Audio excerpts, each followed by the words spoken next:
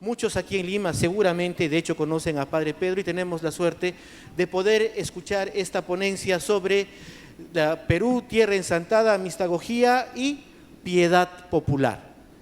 ¿Cómo le mostramos nuestro cariño, por favor? Con un fuerte voto de aplausos. Padre, por favor. Donde sea, perfecto. Muy bien, muy buenos días a todos, ¿no? Un gusto estar con ustedes que trabajan en esta área tan importante de la Iglesia que es la catequesis. Hoy precisamente el prefecto del Dicasterio para los Laicos y la Familia ha tenido su discurso inaugural de la asamblea de ese dicasterio hablando de la catequesis, ¿no? Y de la importancia de esta realidad en la vida eclesial. Agradezco la invitación, saludo a Monseñor Gerardo, a Monseñor Pedro y a todos ustedes. Me han pedido este tema, tierra ensantada, mistagogía catequética y piedad popular.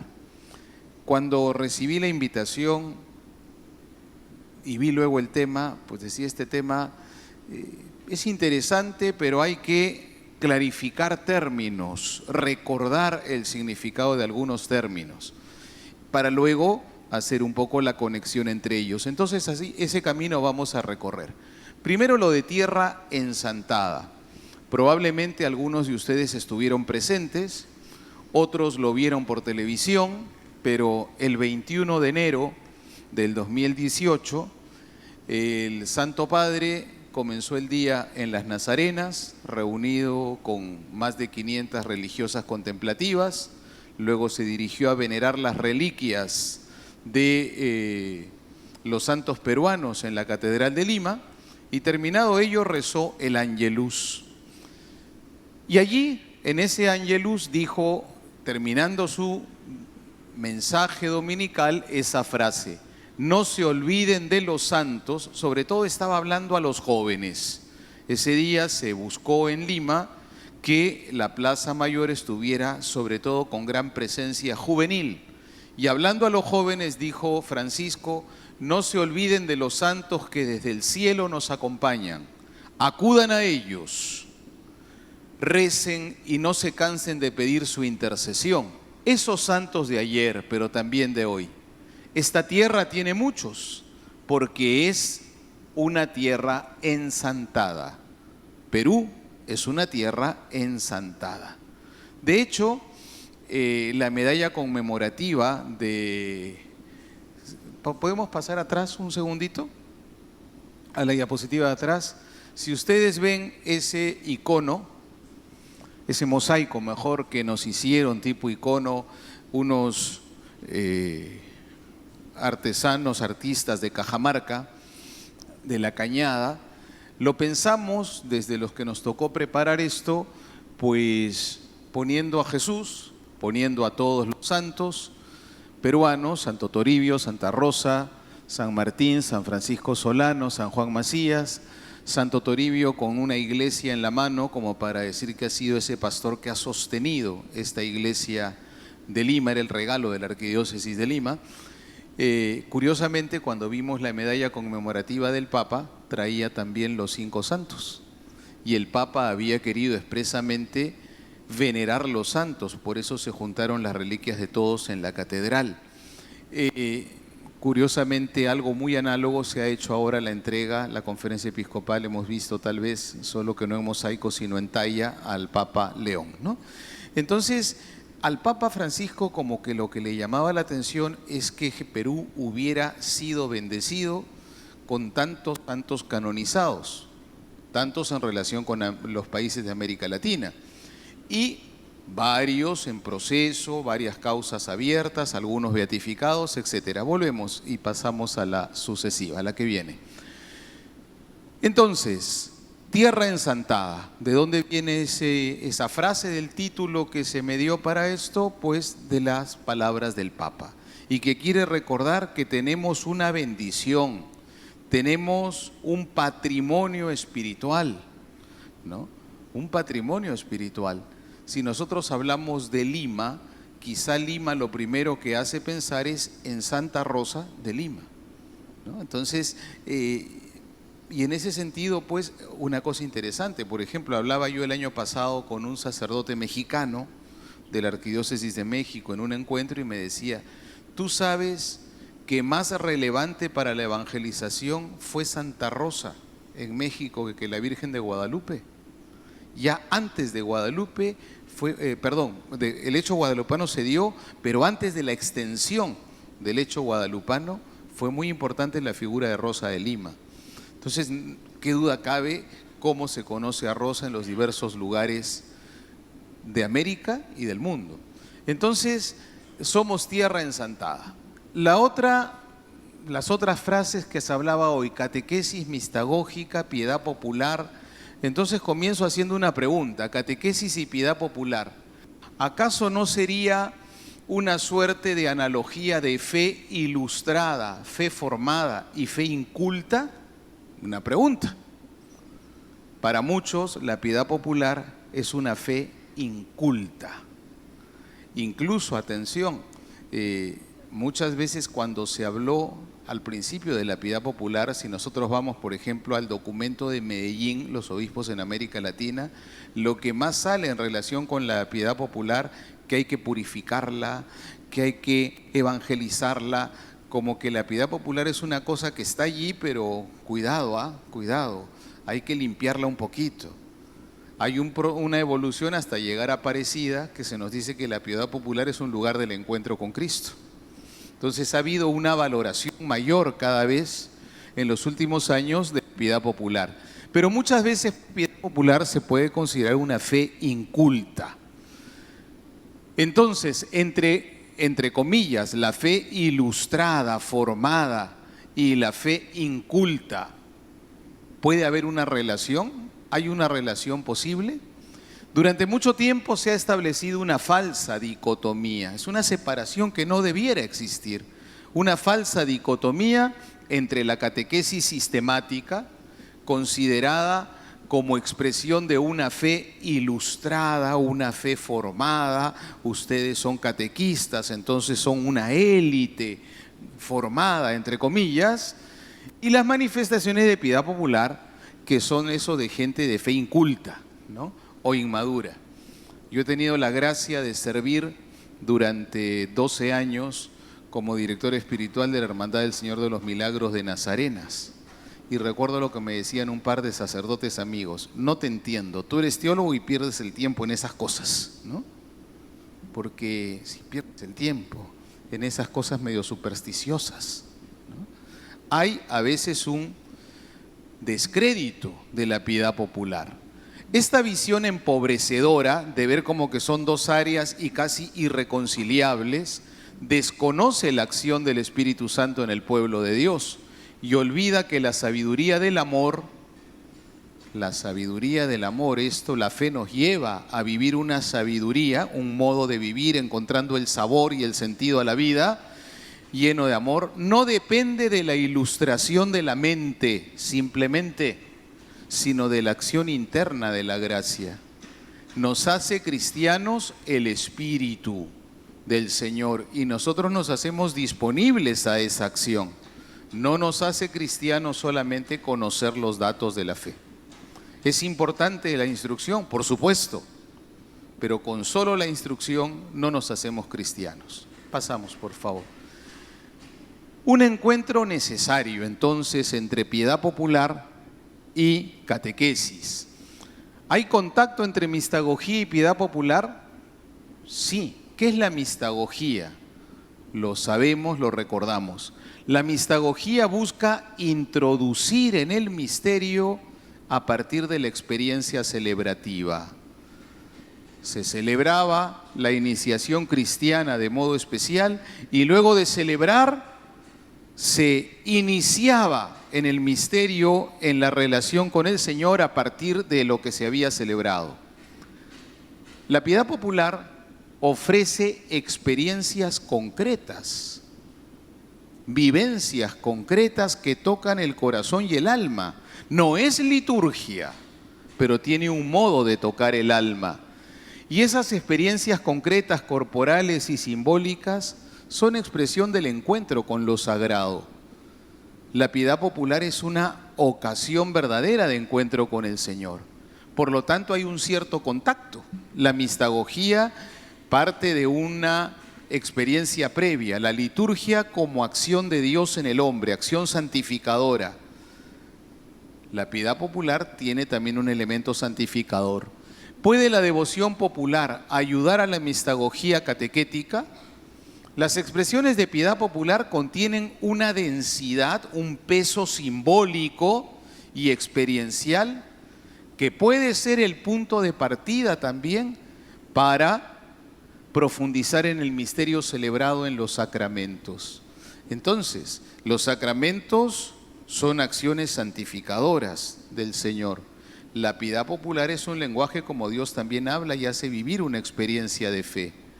Lo que se vive en la piedad popular puede ser también una ayuda muy válida, un insumo muy válido para la mistagogía. ¿Puede la mistagogía catequética incluir la piedad popular? La mistagogía auténtica debe partir de la experiencia real del pueblo. ¿Quién es el sujeto que yo tengo al frente para introducirlo al misterio? Y entonces, si yo tengo al pueblo acá, en Perú por lo general y en América Latina, ignorar la piedad popular sería desconocer el terreno donde el Espíritu ya ha sembrado.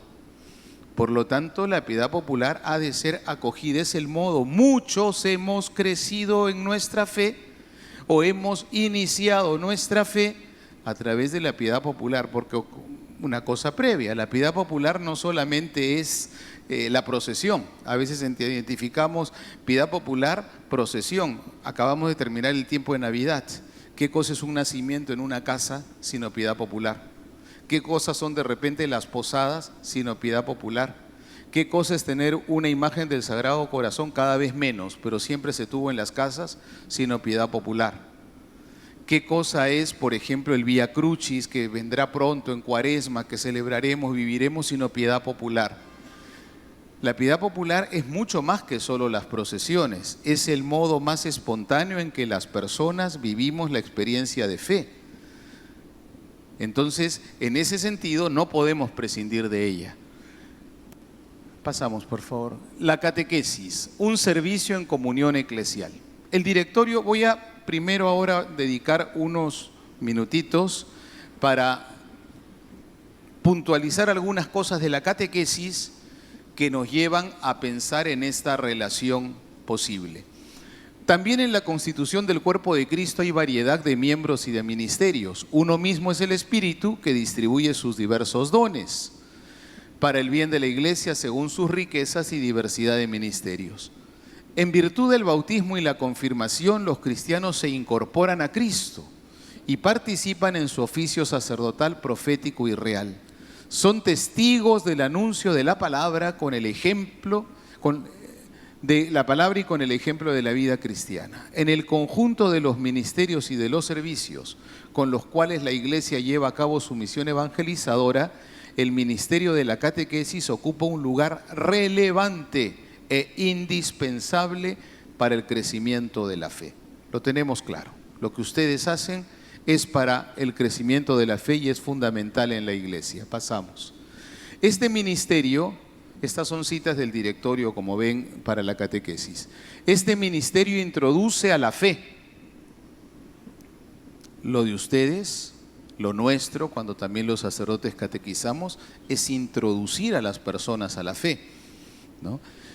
Y junto con el ministerio litúrgico, de allí la relación con la mistagogía, no toda catequesis es catequesis para los sacramentos, no toda catequesis tiene parentesco inmediato con la liturgia, pero muchas veces sí. Este ministerio introduce a la fe y junto con el ministerio litúrgico engendra a los hijos de Dios. Es un ministerio de fecundidad espiritual, engendra a los hijos de Dios. Y el catequista tiene su raíz en la vocación común del pueblo de Dios. Pasemos para ir avanzando porque...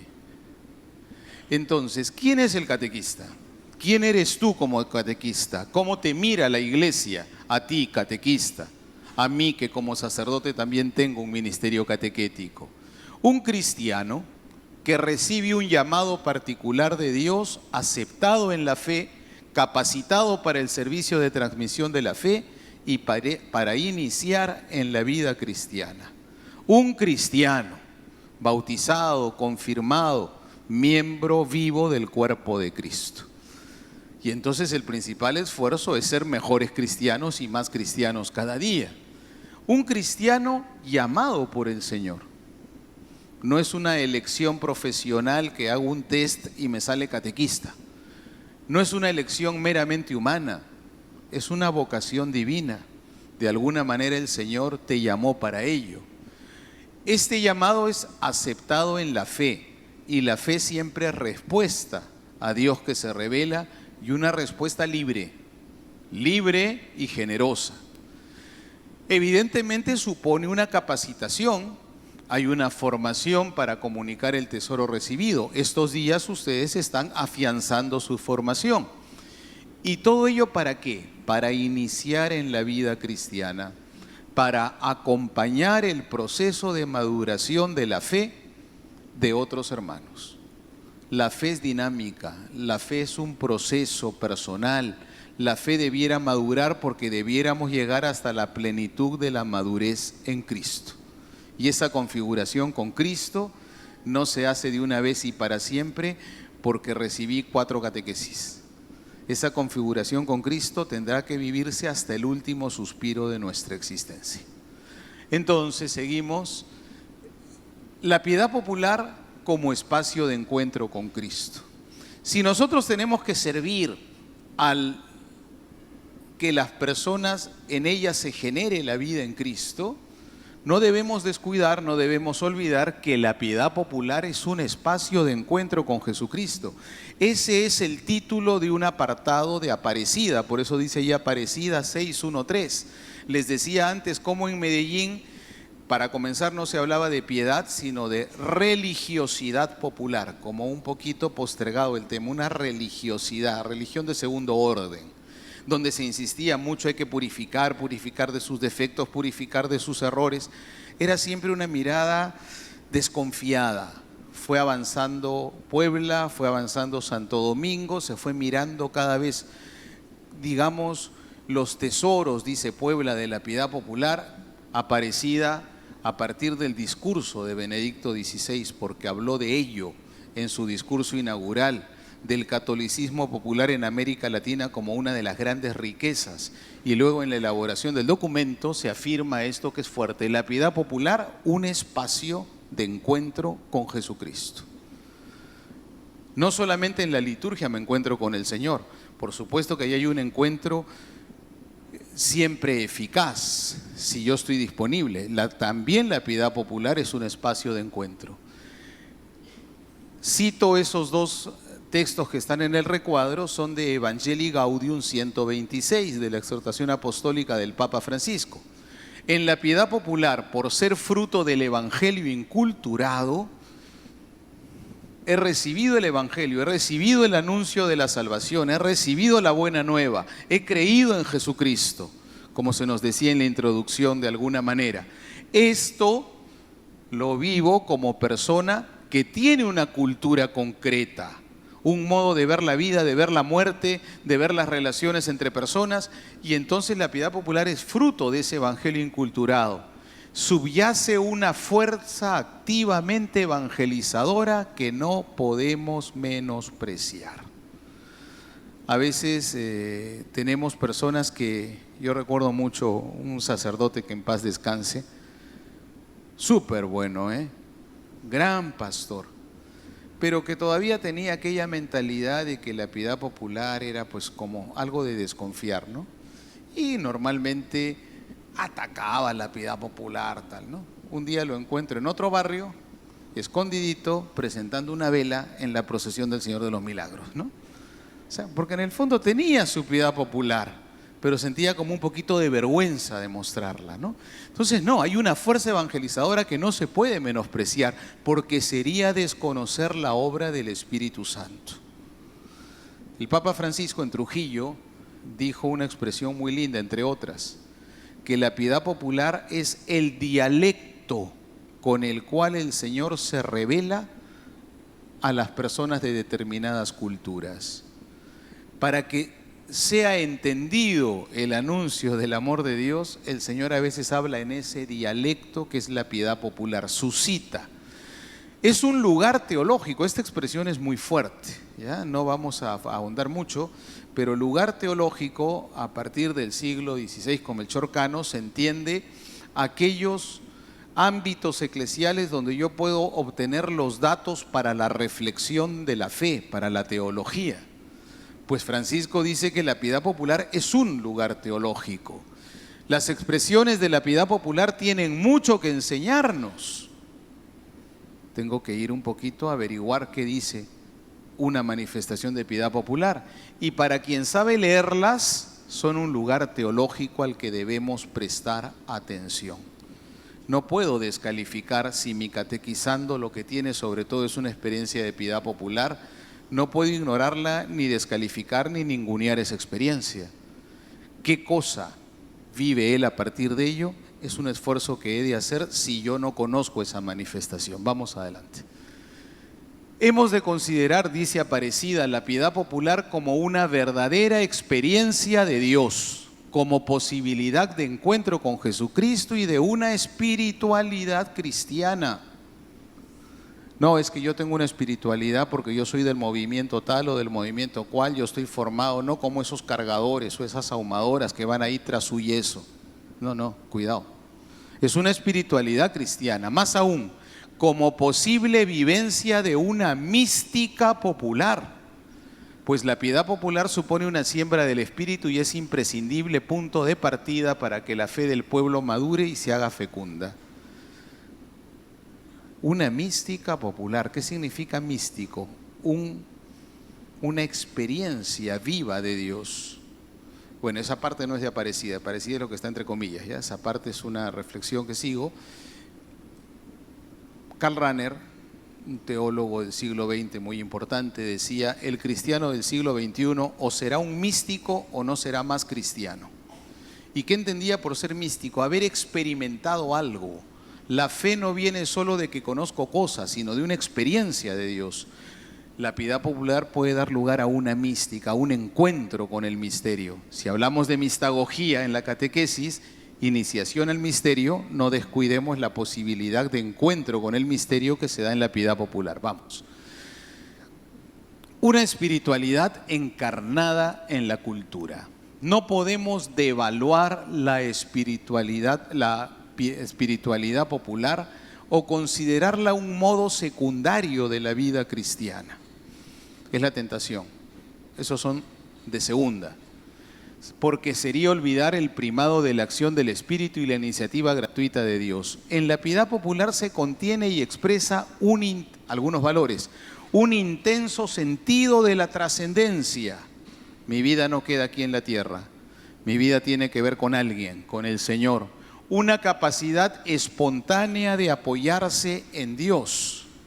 La piedad popular lleva a una confianza grande en el Señor, apoyar la vida en Dios, una verdadera experiencia de amor teologal. Es también una expresión de sabiduría sobrenatural, una sabiduría que viene del Señor, porque la sabiduría del amor no depende directamente de la ilustración de la mente, sino de la acción interna de la gracia. Te doy gracias, Padre, Señor de cielo y tierra, porque has escondido estas cosas a los sabios y entendidos y se las has revelado a la gente sencilla. La sabiduría del amor se da cuando yo acojo la experiencia de la gracia, no cuando leí muchos libros. No estoy diciendo que no hay que leer libros, ¿no? Yo tengo que estar leyendo libros y recomendando libros, soy profesor de teología, ¿no? Entonces no estoy en contra del pensamiento ni de la teología. Pero no podemos decir, esto vale y ahí voy a tener fe, la piedad popular no vale de nada. Es una espiritualidad cristiana que, siendo un encuentro personal con el Señor, integra mucho lo corpóreo, lo sensible, lo simbólico y las necesidades más concretas de las personas. Ha habido una bonita oración, han tenido pues un gesto de la paz, ha habido unas velas, símbolos como la liturgia también usa ciertos símbolos. La diferencia es que en la liturgia son símbolos eficaces. La piedad popular está llena de símbolos que también hemos de entender. Hemos de entender. Se me ocurre viendo esta imagen del Señor de los Milagros, se ve poco, pero por ejemplo, si uno viera todo el entorno son la gente que está más cerca organizando la devoción, es su espacio, el espacio de los que dirigen aquello, y entonces yo he de reconocer aquello y no voy a invadir, como no me invaden en la liturgia el presbiterio, ¿no? Y a veces vemos todo como que eso no tiene ningún sentido. Es una espiritualidad encarnada en la cultura de los sencillos, pero no por eso es menos espiritual, sino que es espiritual de otra manera, de otra manera. De repente para mí la experiencia espiritual orante es la de un absoluto silencio postrado en el piso. Estoy poniendo un ejemplo, ¿no? Para otro la experiencia orante es venir con unas velas, estar aquí, darse un abrazo de la paz, ¿no? Cantar y de repente moverse algo. Para otro su experiencia espiritual se va a llevar su anda sobre los hombros y caminar con ella. Son diversos modos de una vivencia espiritual. Vamos adelante. La mistagogía. Recordemos de dónde brota la mistagogía. La mistagogía era un tiempo después de la celebración de los sacramentos de iniciación cristiana. Primero era el catecumenado, que cuando se configura en su esplendor la experiencia catecumenal, hablamos de unos 2 o 3 años de iniciación en la vida cristiana, con los 4 pilares de la vida cristiana que están en el catecismo. ¿Cuáles son las 4 partes del catecismo? Recordemos: la doctrina, la liturgia, la moral, la oración. Cristiano es el que aprende a pensar como cristiano, doctrina, el que aprende a celebrar y a acoger la gracia salvadora de Dios en la liturgia, el que aprende a vivir en el estilo de vida cristiano, según los mandamientos, una moral, y el que aprende a relacionarse con Dios personalmente en la oración. Ese proceso, por lo general, duraba 3 años, y después de eso venían los sacramentos. Y celebrados los sacramentos de la iniciación, venía la mistagogía. Una formación a partir de los ritos que se habían celebrado, explicando esos ritos.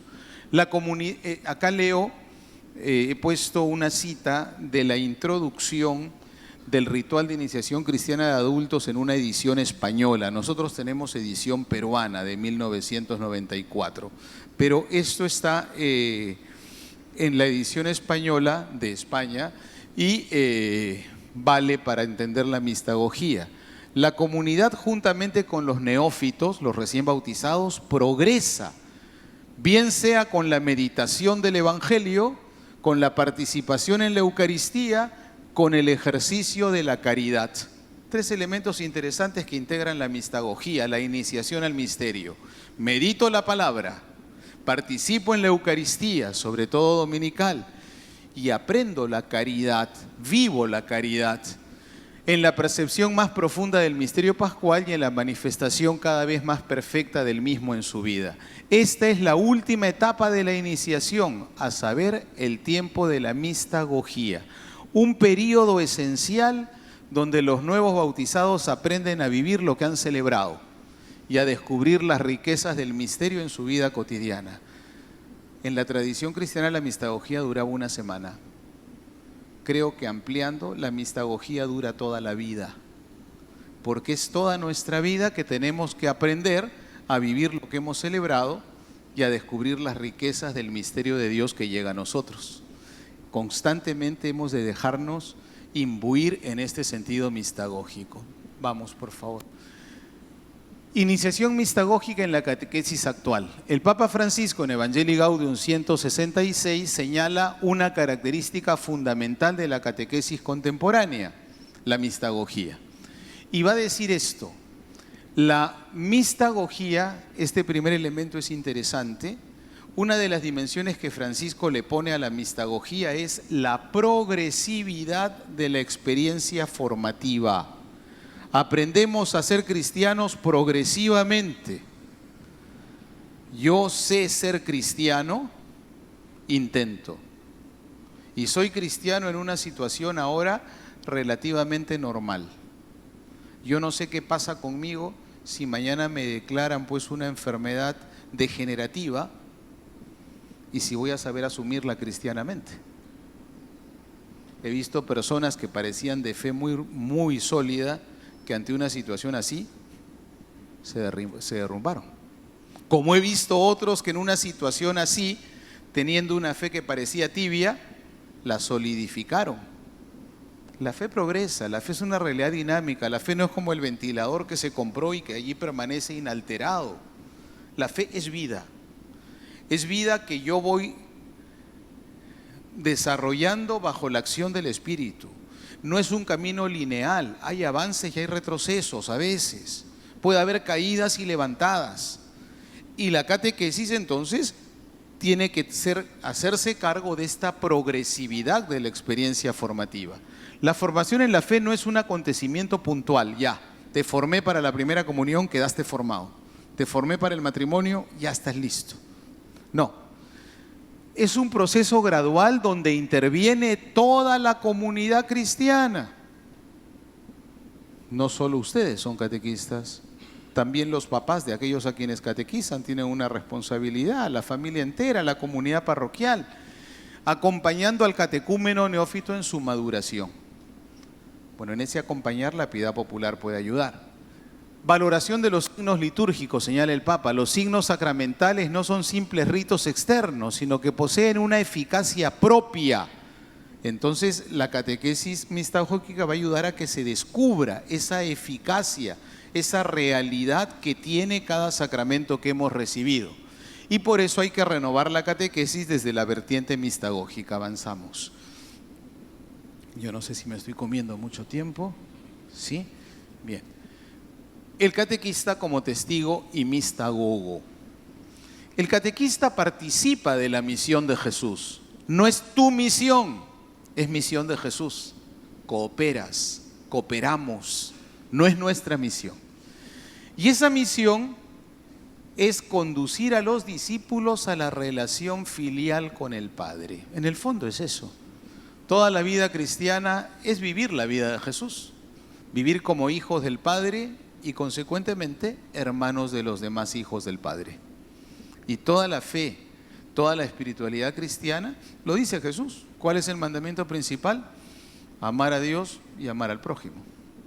Entonces la vida cristiana, la vida espiritual es eso. Yo recuerdo un hermano jesuita que conocí en una casa de ejercicios y un día me dice, padre, yo creo que me he vuelto un poco tapado del cerebro, me he vuelto un poco bruto. Usted sabe que en mi oración decidí meditar el Padre Nuestro y ya llevo 4 años en mi oración diaria y no salgo de la palabra Padre. Todos los días yo en mi oración llego y me quedo en esa palabra y no voy adelante, Padre. Le digo, oye hermano, dichoso usted que no pasa de la palabra Padre. Dichoso usted que tiene viva la conciencia de la filiación. Somos hijos del Padre y hermanos entre nosotros. Y ese es el objetivo de la misión. El objetivo claro de la catequesis es la vida cristiana. Que el otro, el que recibe la catequesis, y yo también catequista, vivamos la vida cristiana, ser hijos del Padre y hermanos entre nosotros.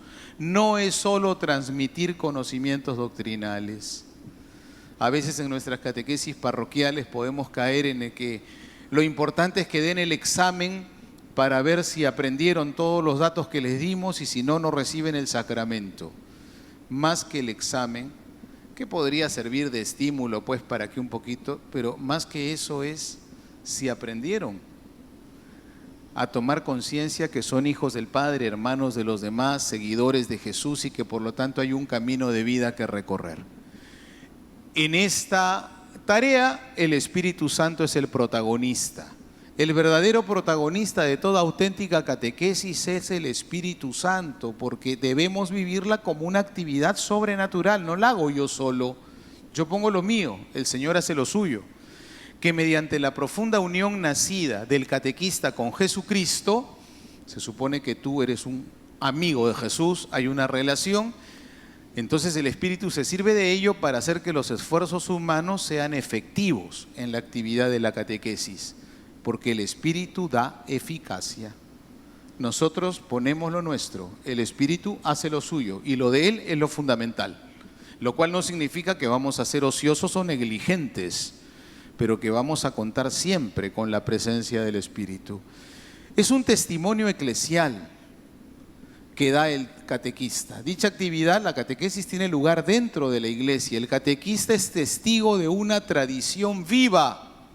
Y en esa tradición viva, en la tierra ensantada, por ejemplo, está la piedad popular, ¿no? Y mediadora que facilita la inserción de los nuevos discípulos de Cristo en el cuerpo eclesial. Sin esta dimensión eclesial, la catequesis perdería su autenticidad. No gano gente para mí, no gano gente para la parroquia X o Y. Acerco a las personas a Dios. Vamos adelante. ¿Pasamos? La mistagogía, entonces, se configuró como un tiempo de posterior a los sacramentos. Quizás le falta algo de eso a nuestras catequesis. Tenemos algo, perseverancia después de la primera comunión, que ahonda la mistagogía, quizá después de la confirmación algún grupo parroquial. Los matrimonios sí están más abandonadillos, pero es el tiempo posterior, el tiempo que sigue a la celebración de los sacramentos de la iniciación. No es un apéndice opcional, sino parte esencial de lo mismo. Es comprensión del sentido de la vida. La mistagogía debe ayudar a que el cristiano comprenda el sentido de la vida cristiana y sea iniciado en la experiencia de la fe en la vida cotidiana. La fe continúa. La fe se vive en el día a día. La fe es mi respuesta a Dios cuando trabajo, cuando descanso, cuando estoy de vacaciones, cuando estoy en la vida familiar, cuando estoy en el comercio, cuando estoy en la actividad política o donde sea. Y en ese sentido, ahí es el cuestionamiento que yo, párroco, me hago y que los catequistas podríamos hacernos. Tenemos una persona que recibió los sacramentos, ¿la preparamos para vivir cristianamente de verdad luego en el día a día? A veces la tentación es dar una doctrina bien bonita, unas dinámicas extraordinarias, unos momentos entretenidos, pero no siempre quizás ayudamos a vivir luego en la vida cotidiana la fe concreta. Se trata también de volver a lo celebrado, de hacer descubrir, eso hizo la primera mistagogía, ayudaba a volver a lo celebrado, descubriendo su sentido profundo en la vida del que había recibido los sacramentos y de la comunidad. ¿Y para qué esto? Para hacer una apropiación personal de todo lo recibido, ¿no? Porque puede recibir a alguien el sacramento y no se apropió de ello. Yo recuerdo lo que contaba un obispo muchas veces que confirmaba, un obispo peruano, ¿no? Él decía, a los jóvenes les felicitaba, les estimulaba y decía, miren, les voy a contar cómo me confirmé yo. Fui a la catedral acompañando a mi papá, que iba a ser el padrino de bautismo de mi primo. Y cuando estábamos allí, mi tío le dijo a mi papá, oye, ya que estamos acá con tu hijo, ¿por qué no lo anotamos también y lo confirmamos?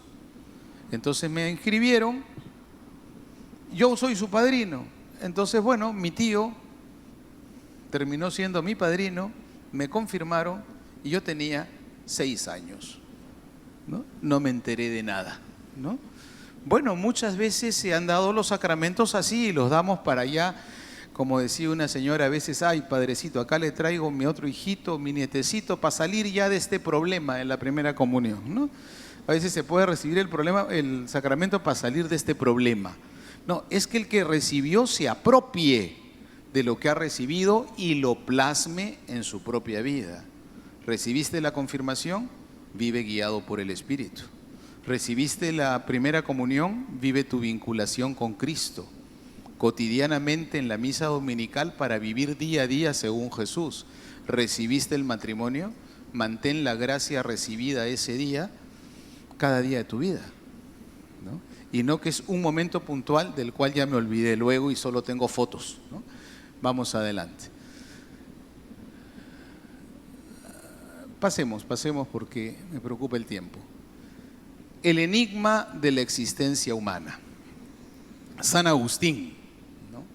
Me convertí para mí mismo en un enigma, dice Agustín, y preguntaba a mi alma por qué estaba triste, y me conturbaba tanto y no sabía qué responderme.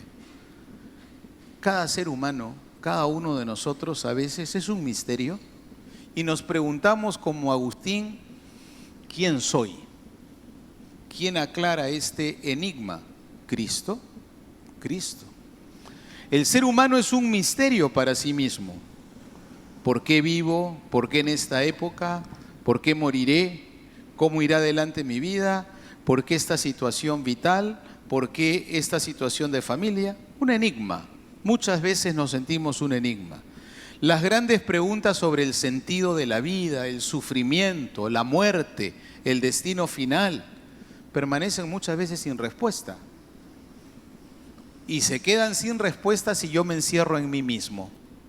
El Concilio Vaticano II, en ese genial texto de Gaudium et Spes número 22, nos dice: solo a la luz del misterio del Verbo encarnado, Jesucristo, se esclarece el misterio del hombre. En realidad el misterio del hombre solo se esclarece en el misterio del Verbo encarnado. Solo en Cristo encuentra el hombre la luz que ilumina su existencia y le revela quién es verdaderamente. Y para eso es la catequesis, para ayudarnos a resolver este enigma. Para eso es la mistagogía, la catequesis mistagógica. Y a eso puede ayudar la piedad popular. Y por supuesto a eso ayudan los sacramentos. Vamos. La experiencia humana iluminada por Cristo. Jesús en su vida terrena vivió plenamente su humanidad. Vamos a esa parte subrayada. Trabajó con manos de hombre, pensó con inteligencia de hombre, obró con voluntad de hombre, amó con corazón de hombre. San Ireneo, un padre de la iglesia, decía: el Hijo de Dios se ha hecho hombre como un niño para enseñarnos desde niños a ser hombres, ¿no? El Hijo de Dios se ha hecho hombre para que yo aprenda a ser plenamente humano. Todo lo que vivió Cristo, Cristo hace que podamos vivirlo en Él y que Él lo viva en nosotros, que en nosotros habite Cristo. Su experiencia humana marcada por el amor, por la ternura, por la compasión, por la misericordia, por el salir al encuentro del otro, pero siempre sostenido por el Padre y guiado por el Espíritu, esa experiencia se convierte en modelo y fuente de nuestra propia humanización. La catequesis actúa sobre esa identidad. Para eso es la catequesis, lo dice el directorio, no lo digo yo. La catequesis enseña a pensar como Él, a obrar como Él, a amar como Él. Y no se trata de una imitación externa, sino de una transformación interior, la configuración con Cristo. Vivir la comunión con Cristo es hacer la experiencia de la vida nueva, de la gracia, la gracia que llega sobre todo a través de los sacramentos como canal habitual para transformar desde dentro nuestra humanidad. Este es nuestro servicio, nuestra experiencia primera y el servicio, que la gracia transforme la vida de aquellos a quienes nos acercamos. Vamos. Decía el Papa Benedicto en Sacramentum Caritatis, su exhortación possinodal: la gran tradición litúrgica de la Iglesia nos enseña que para una participación fructuosa, está hablando de la Eucaristía, pero se puede ampliar para todos los sacramentos, para una participación fructuosa es necesario esforzarse por corresponder personalmente al misterio que se celebra, mediante el ofrecimiento a Dios de la propia vida en unión con el sacrificio de Cristo. Que Él nos transforme en ofrenda permanente, se dice en la plegaria eucarística tercera. Si yo debo ser transformado por Cristo en la Eucaristía y tengo de servicio ministerial 37 años y meses, ¿por qué no soy más santo? No es por culpa de Cristo. ¿Será que no he respondido a la gracia? Pongo esto en primera persona, lo puede poner cada uno en lo suyo. Voy a misa todos los domingos, quizá voy todos los días, y como que no termino de despegar en ciertas cosas. La gracia no falla, puedo estar fallando yo. Esto es lo que está diciendo el Papa. No solo es el sacramento, sino la disposición interior. Los fieles deben tener una actitud coherente entre las disposiciones interiores y los gestos y las palabras. Si faltara esta disposición, nuestras celebraciones, por muy animadas que fueren, correrían el riesgo de caer en el ritualismo vacío. Cada rito, cada gesto en la liturgia es expresión de algo interior. Yo hago una genuflexión, por poner un ejemplo. La rodilla en la Biblia es señal de fuerza. Doblar la rodilla es señal de que yo reconozco que hay otro más fuerte que yo. La genuflexión, que además es una derivación de ciertos momentos, la postración, es decir, yo reconozco la soberanía del Señor en mi vida. Yo a Él lo reconozco como más grande. Pero ahora me viene una ocasión de practicar la caridad y no me da la gana. Hice el gesto, pero en la actitud no reconozco su soberanía. Voy más adelante después de la genuflexión y digo una mentira. Oye, me había enseñado él, yo me rindo, supuestamente me enseña la verdad, pero yo no le sigo. Ejemplo nimio para decir cómo cada rito debería expresar una actitud interior de vida. Y eso es lo que hace la mistagogía, intentar crear esa disposición interior para llegar a aquello que decía la plegaria tercera que hemos recordado, que Él nos transforme en ofrenda permanente. O la plegaria segunda: te pedimos humildemente que el Espíritu Santo congregue en la unidad a cuantos participamos del cuerpo y sangre de Cristo.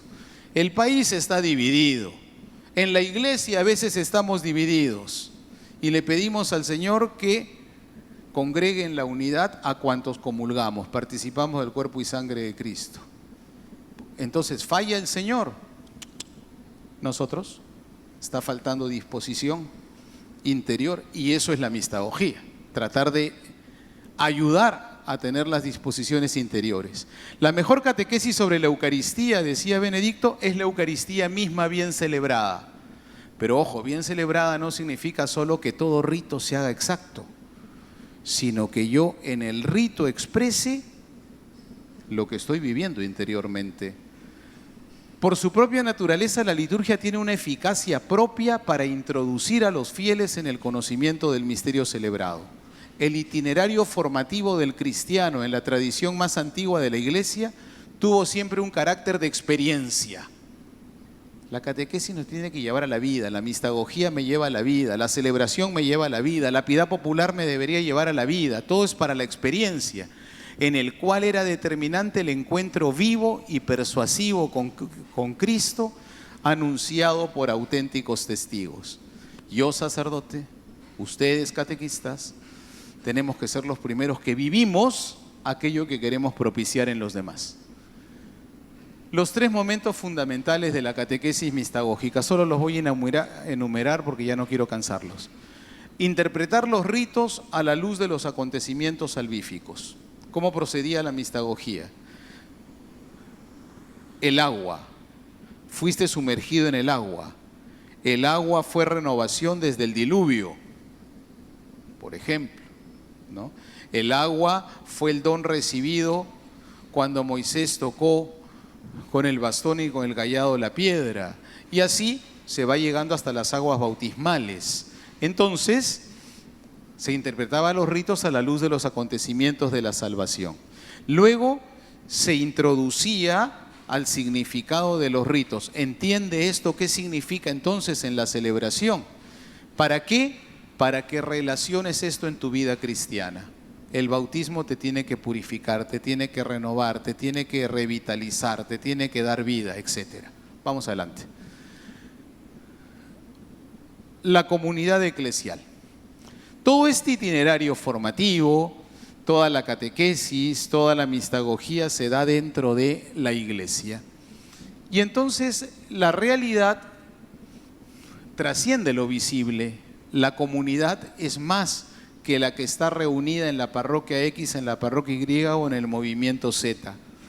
En cada celebración litúrgica experimentamos una verdad fundamental. La comunidad eclesial no se reduce a los fieles presentes en el templo. Cuando oramos, por ejemplo, vamos a misa y a veces decimos, por eso ruego a Santa María siempre Virgen, a los ángeles, a los santos. Oye, acá hay una presencia misteriosa pero real. Por eso le pido a la Virgen, por eso le pido a los santos. El sacerdote en el prefacio dice, y por eso con los ángeles y los santos. Ah, caramba, acá hay alguien más que no los veo, pero están los santos. La catequesis mistagógica debe ayudar a tomar conciencia de esta comunión de los santos. Comenzábamos con la cita del Papa, tierra ensantada, invóquenlos, miren su ejemplo. Los santos son una tierra ensantada, testigos vivos del Evangelio aquí que tenemos que mirar y contemplar. La catequesis debe ayudar a tomar conciencia de esta comunión de los santos, de nuestra pertenencia a una familia espiritual que abraza el cielo y la tierra. No estamos solos en nuestra fe, no estamos solos. Estamos acompañados por generaciones de creyentes que nos precedieron y que ahora interceden por nosotros.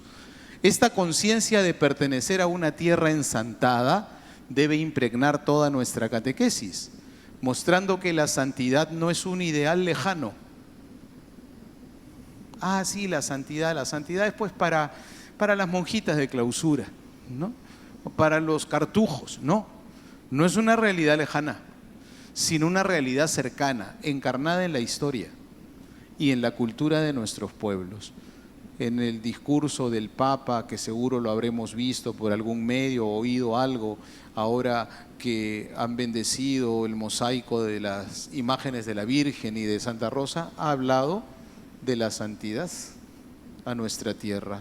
Y también lo ha hecho en el discurso a los señores obispos en la visita de Límina. Santidad, una palabra que a veces tiene mala prensa, ¿no? Pero que es la realidad nuestra. ¿Cómo llama Pablo a los cristianos? Los santos. Saluda a los santos, ¿no? Vamos. Las mediaciones que permiten vivir la relación con Jesucristo, solo las voy a enumerar. ¿Qué mediaciones tengo para encontrarme con Jesucristo? Por supuesto, la palabra. Los evangelios, de manera particular, son un modo esencialísimo de encontrarme con Cristo. Por supuesto, los sacramentos. Cada vez que se celebra un sacramento es Cristo quien lo realiza. Como decía Agustín, sea Pablo, sea Pedro, sea Pablo, sea Judas el que bautice, es Cristo quien bautiza. Es su gracia la que se comunica. La Eucaristía, cumbre y fuente de toda la vida cristiana, presencia real de Cristo, pero también la piedad popular. La piedad popular hemos de descubrirla como una de esta mediación que tiene el fiel para encontrarse con Cristo. Y por supuesto la caridad, el amor concreto al prójimo, me permite asumir actitudes de Cristo y encontrar a Cristo en mi hermano. Y todo esto se da en la iglesia. Avanzamos. De la celebración a la vida, el fruto de la mistagogía. La mistagogía apunta a manifestar un estilo de vida según Cristo. La mistagogía ha de conducir a manifestar, orientar, alentar y sostener una vida conforme a Cristo. La vida litúrgica debe desembocar en una vida cristiana coherente y transformada. Y aquí puede entrar la piedad popular. En esta tarea la piedad popular ofrece una ayuda preciosa en una doble dimensión. Por un lado, la experiencia misma de la piedad popular, con su capacidad de tocar el corazón y de mover a la conversión. Muchas personas de piedad popular, en su experiencia de piedad popular, sienten, viven una experiencia de Dios y sienten también la invitación a una transformación. Pero por otro lado, el contenido objetivo de las expresiones de piedad popular, que transmiten verdades de fe de manera accesible y profundamente encarnada en la cultura del pueblo. ¿Qué significa Jesús para un devoto del Señor de los Milagros o del Señor de los Temblores? ¿Cómo experimentan a la Virgen los devotos de la Virgen de la Puerta en Otusco, o la Virgen de las Mercedes de Paita, o la Candelaria en Puno, que se acaba de celebrar? ¿Qué significa para un fiel concreto la experiencia de un nacimiento en la casa? Eso es piedad popular. ¿Qué significa para un fiel la corona de Adviento en su casa? ¿Qué dato hay? ¿Qué dato ellos, qué doctrina hay detrás de eso para ellos? ¿Y cuál propone la Iglesia que de repente tiene que enriquecer la apropiación personal de cada uno, que podría ser insuficiente? La piedad popular permite vivir la fe de manera encarnada, integrando, como hemos dicho antes, lo corpóreo, lo sensible, lo simbólico, con las necesidades concretas de las personas. Tienen también un contenido. Puede ser un puente pastoral. La piedad popular puede servir como puente entre la liturgia oficial y la vida cotidiana del pueblo fiel, facilitando la mistagogía. Entonces, yo en mi catequesis puedo tratar de asumir ciertas experiencias, ciertas convicciones, ciertos pensamientos que tiene el fiel de la piedad popular. Ya vamos concluyendo. La piedad popular, un tesoro de la Iglesia en América Latina. El documento de Aparecida nos ofrece una comprensión profunda y renovada de la piedad popular, revalorizándola como expresión genuina de la fe católica. Pero esta visión debe iluminar toda visión catequética. Una rica y profunda religiosidad popular. Aparecida se refiere en ese momento, en el primer cuadro, a Benedicto. Benedicto, en su discurso inaugural, destacó que en la religiosidad popular aparece el alma de los pueblos latinoamericanos. No es una fe superficial o supersticiosa, que es lo que siempre se suele decir, o con frecuencia. Esos son supersticiosos, esos no tienen fe verdadera. No es una fe superficial o supersticiosa, sino la expresión del alma de nuestros pueblos, forjada durante siglos de evangelización y mestizaje cultural. Es un precioso tesoro de la Iglesia, lejos de ser un obstáculo para la evangelización, ¿no? A veces, ay no, esta parroquia me hacen párroco, tiene hermandades, ¿qué problema? No, acá hay mucha piedad popular, Dios me libre, ¿no? No es un problema, ¿no? La piedad popular es el precioso tesoro de la Iglesia Católica en América Latina, merece ser promovida y protegida, pues refleja una sed de Dios que solamente los pobres y sencillos pueden conocer. Un catolicismo popular profundamente inculturado. La religión del pueblo latinoamericano es expresión de fe católica, es un catolicismo popular, dijo Benedicto, y lo asume Aparecida. Contiene la dimensión más valiosa de la cultura latinoamericana. Se trata de la fe católica encarnada en el genio de nuestros pueblos. El Directorio sobre la Piedad Popular y la Liturgia, un directorio del 2001, dice: el término piedad popular designa las diversas manifestaciones cultuales de carácter privado o comunitario. Normalmente es privado. Yo tengo una devoción o de una comunidad, pero no es lo litúrgico. Que en el ámbito de la fe cristiana se expresan no con los modos de la Sagrada Liturgia, sino con las formas peculiares derivadas del genio de un pueblo, de una etnia o de la cultura. Vamos adelante. Vamos adelante. Bueno, quizá aquí está bien. Liturgia y piedad popular, una relación que requiere equilibrio.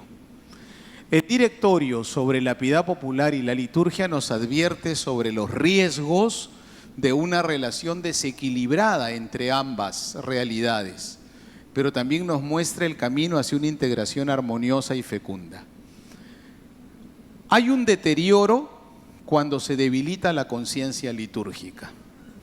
¿Qué quiere decir? A veces el fiel que solo vive la piedad popular no siente suya la liturgia. Entonces no hay que decir, esto no entienden nada, hay que ver cómo los acercamos, ¿no? A veces, por ejemplo, me pasó en una parroquia que llevaban su santa a escuchar misa, ¿no? Entonces llego, y la gente, no, la misa es para ella, nosotros esperamos acá afuera, ¿no? Bueno, poco a poco habrá que ir educando, que la misa no era para la imagen, la misa es para ellos, ¿no? Pero a veces pues se debilita. La historia muestra que la relación entre liturgia y piedad popular se deteriora si los fieles no descubren los valores de la liturgia. ¿Cuál es la corrección? Una acción catequética y una pastoral inteligente. Inteligente en el sentido más original de la palabra inteligente, que lee dentro, y porque lee dentro sabe presentar la verdad. Los desequilibrios se deberán corregir mediante una inteligente y perseverante acción catequética y pastoral. Perseverante, a veces hay cosas que no entran a la primera. Habrá que ir mostrando experiencias, haciendo caminos. No se trata de suprimir la piedad popular, sino de educar progresivamente a los fieles en los valores litúrgicos auténticos, mostrando la complementariedad entre liturgia y devoción popular. Tú con tu piedad popular sientes que estás muy cerca del Señor, más lo estarías si también vives la liturgia, ¿no? Mostrar la complementariedad y la riqueza. La renovación hacia una consideración equilibrada. Los movimientos de renovación litúrgica y el crecimiento del sentido litúrgico en los fieles dan lugar a una consideración equilibrada de la piedad popular en relación con la liturgia. Cuando los fieles comprenden mejor la liturgia, también valoran más genuinamente la piedad popular. Esto se debe estimar como un hecho positivo. O sea, en general, una persona que vive bien la liturgia valora la piedad popular, y alguien que busca con buen sentido la piedad popular comenzará a valorar la liturgia, y hay que buscar este equilibrio. Y en la línea de lo que enseña el Concilio Vaticano II en Sacrosanctum Concilium 13, que habla de la relación entre la liturgia y los ejercicios piadosos, la piedad popular, dice: reconoce el valor de los ejercicios piadosos del pueblo cristiano, pero siempre que estén de acuerdo con las leyes y normas de la Iglesia y conduzcan hacia la liturgia, que por su naturaleza está muy por encima de ellos, ¿no? Bien, entonces creo que ahí terminamos con esto: mistagogía catequética y piedad popular en la tierra ensantada, ¿no? El título que nos dieron tratamos de hacer como una pequeña conclusión. En tierras ricas en tradición cristiana y devoción popular, la tarea mistagógica adquiere características propias que debemos comprender y aprovechar pastoralmente. Se trata de un camino integrador que respeta y eleva la fe del pueblo. Primero, realizar la mistagogía propiamente dicha.